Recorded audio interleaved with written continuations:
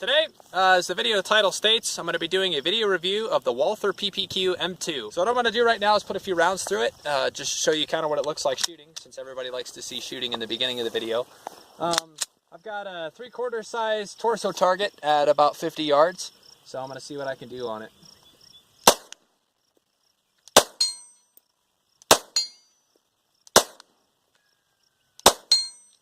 So you can see it's a fairly accurate gun. Most of those misses are me and not the gun.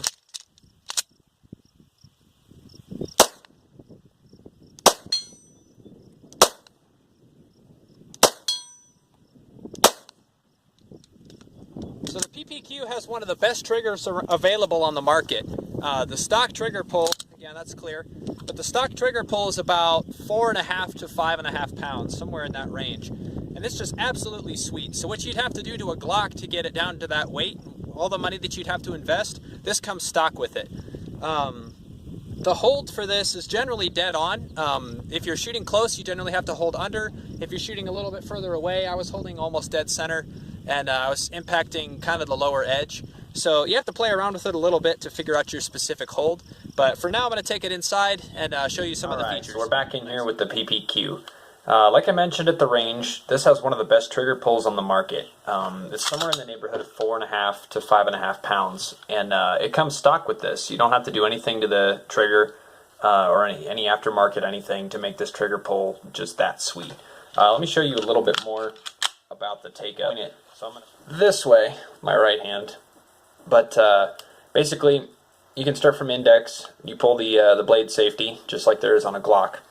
And you'll pull it back to the stop, and there's a very, very clear stop in the trigger pull. There's no grittiness or uncertainty about where that edge of the break is, which is another really, really nice feature if you're trying to do any kind of like a competition or something like that. But you can basically pull right to the edge, and you can feel it, and you just basically will it to break, and it'll break. There's absolutely no uncertainty in the break. The reset is really nice. It's got almost no travel. I think the advertised reset is like 1/8 of an inch, so 0.125 inches. And then it just breaks immediately. Another really nice feature for dry fire is that reset happens right there in the recoil. So you only, if you're dry firing, all you got to do is half rack it. So it's really nice to train with. It has an ambidextrous slide lock or slide release, so if you're a lefty, you can hit it with your right thumb.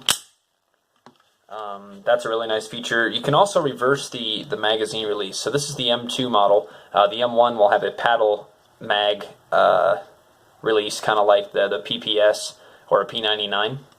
But what Walther introduced on the M2 was the push-button magazine release, so that people who are more familiar with standard handguns, like a Glock or SIG or something like that, that's got the push-button release, the muscle memory is already there, so you can transfer to this gun fairly easily. On the bottom of the mag well, it is slightly flared. It's not flared to the point of like a competition gun where it's just this massively gaping guide. But it is flared to the point where it makes your magazine insertion really easily, which is nice for reloads, of course, and any other things you're trying to do where you're trying to manipulate the magazine. So it makes it easy to very quickly find that groove and insert your mag. The ejector on this is just ridiculous. I throw shells like 15 to 20 feet with different types of ammo. 147s throw a little bit less than the 115s, but with a 115 full metal jacket round, like even just cheap Telemo or cheap Federal, you'll launch those shells 15 feet, which can be a blessing and a curse. It absolutely will get that shell out of the weapon, but you do have the possibility of, if you're on a firing line or something like that, hitting bystanders, and I don't know, it's an issue, but not that much of an issue. The rear sight is adjustable. It's got a little screw right here that you can adjust for windage. I think Walther does also make an elevation adjustable, like target sight kind of. I know they make several different variations, but this one is just the stock polymer windage adjustable. And then to adjust with a elevation adjustable sight, you would take the front sight post and swap it out for a different number. This is a number 4, and I think this is the corresponding number 4. As I was mentioning at the range, the hold for this weapon is slightly low if you're inside of 25 yards. So if you're trying to hit dead center, you would need to aim almost at the belt buckle, is what I've found, is that you need to aim very, very low for certain ranges. But out to 50 yards, I was basically holding dead on and starting to hit low. So you have to kind of play with where your particular sights are zeroed from the factory.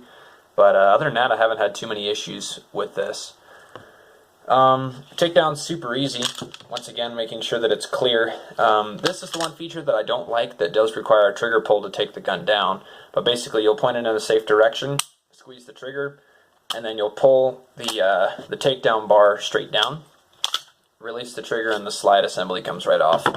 And it comes right apart just like a Glock or any other pistol. It comes apart in 3 pieces, and you can take the other assemblies apart too, the striker and whatever else is inside the gun. But generally for maintenance, you can just take it down really easily, put it back together.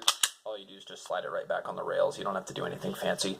So it's really user-friendly. It's very reliable. The trigger is very sweet. The controls are ambidextrous, and it's very comfortable. I think Walther's catchphrase now is grip and trigger, and it really does deliver that. It delivers an excellent grip. It really fills your hand with the back strap, and if it doesn't, you can actually pop this roll pin out and get a different size back strap. So they make a small, medium, and large. The one that I have on this pistol now is a medium, and it fits fairly well. So that's really all I have on the PPQ. Like I said, I've carried this every day for a year, and I've put a lot of rounds through it in the process of evaluating it and using it, and I've been overall very happy with this pistol. I haven't had a single malfunction or a failure to feed or a failure to eject in a couple thousand rounds. So if you like the video, let me know. If you don't like the video, let me know too. If you have any questions, I'm happy to answer them or direct you to somebody who can answer them. All right, gun up, stay safe, stay free.